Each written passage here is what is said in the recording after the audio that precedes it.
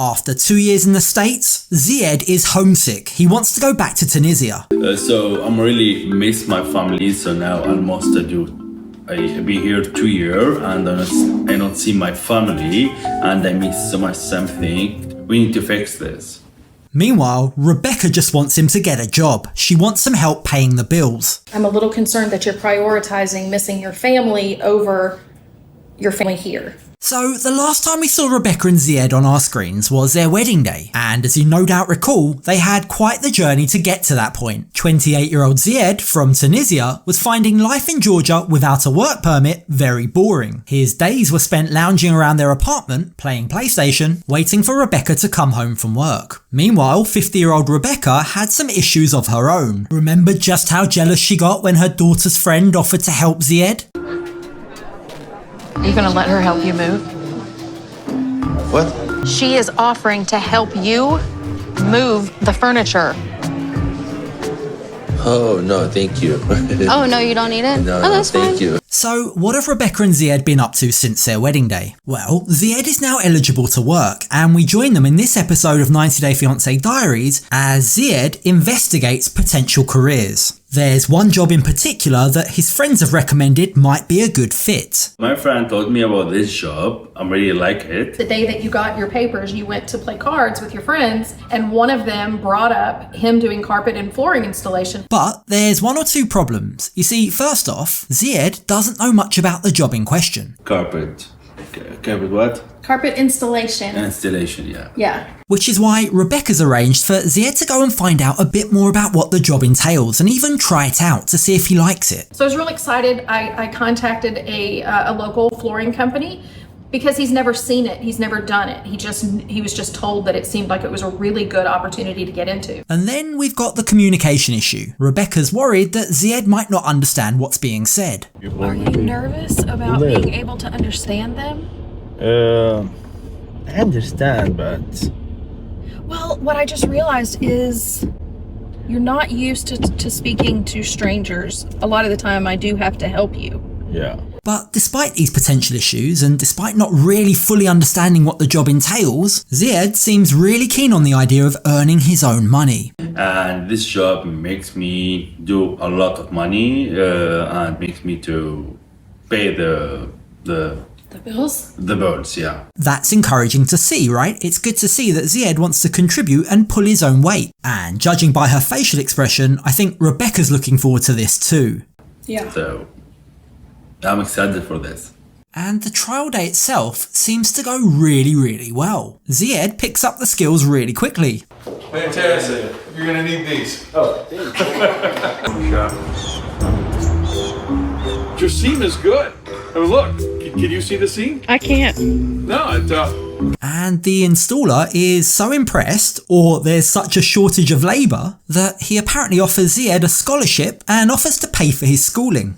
Apparently there's a shortage of carpet installers, and they watched him do the seaming, and then they said, we really want to give you a scholarship. The store actually offered him a job once he got out of school, so yeah. And that's really impressive. It leaves both Rebecca and Zied himself really enthusiastic. Baby, that was so amazing. I like it. I'm really So I'm so excited for this. I'm so happy for this. I do it. I'm so proud of you, baby. Thank you, babe. Rebecca in particular is keen to have someone help with the bills. The thought of having a 2-income household is amazing. I can't wait. It feels like a dream. All sounds brilliant. Zied's found a job he loves, Rebecca gets help with the bills. All they need to do now is book Zied into school for a few weeks. And that's where the problems begin. Did you see when the schooling starts? They have a 2-week option that is $2,500, which is how much the scholarship is. Yeah. It's $2,500, but the class starts November 8th. Yeah. And it's in Kansas. That's a problem because Zied wants to go back to Tunisia for at least 1 month. Having not seen his parents in over 2 years, he's really homesick. So I'm really miss my family. So now almost I be here 2 years and I don't see my family and I miss so much something. We need to fix this.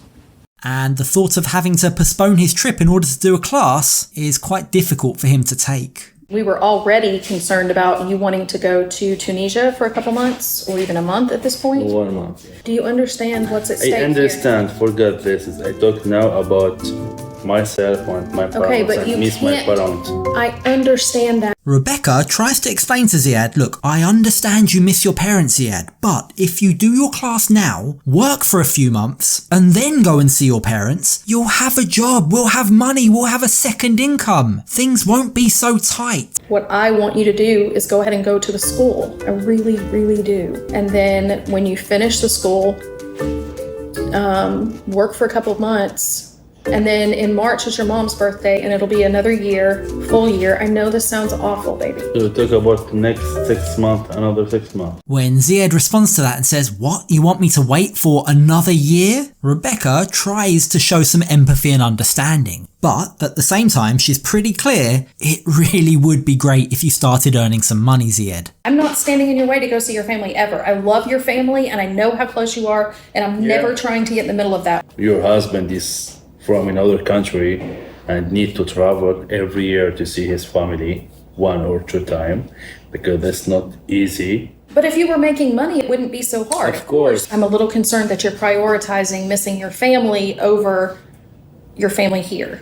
And so the episode ends with a partial compromise. Zied agrees to go to the class, but for now at least, his plan is immediately after the class ends to go to Tunisia. He's simply not prepared to wait much longer. He's not able to promise Rebecca that once he gets his training and he learns his craft, that he'll actually begin working. The first thing now, I need to go to the classes. Finish them, I be comfortable, I be comfortable. And then I have to wait and see whether you're going to take off to go to Tunisia. And even though she's clearly not happy about that, Rebecca ends the conversation there. All right, I'm going to change. I need a nap, I think. Okay. So yeah, reading between the lines, it seems all might not be well with the Rebecca and Zied relationship. Money issues are clearly playing a role and causing some friction, and Zied doesn't appear to be fully comfortable, fully at home in the States. He's obviously homesick, and it appears he's having quite a difficult time adjusting. So what are your thoughts on all of this? Do you have any sympathy for Zied? Receiving a scholarship and a job offer, but not willing to commit to the job until he goes to Tunisia first? Is that fair? Should Rebecca be showing more understanding and letting him do that? Or does she need to lay out the law and let him know he needs to be bringing in money? Let's continue the conversation down in the comments below. And hey, if you enjoyed this video, you might also like some of the other videos that are on screen now. Thanks for watching. I'll catch you on the next video.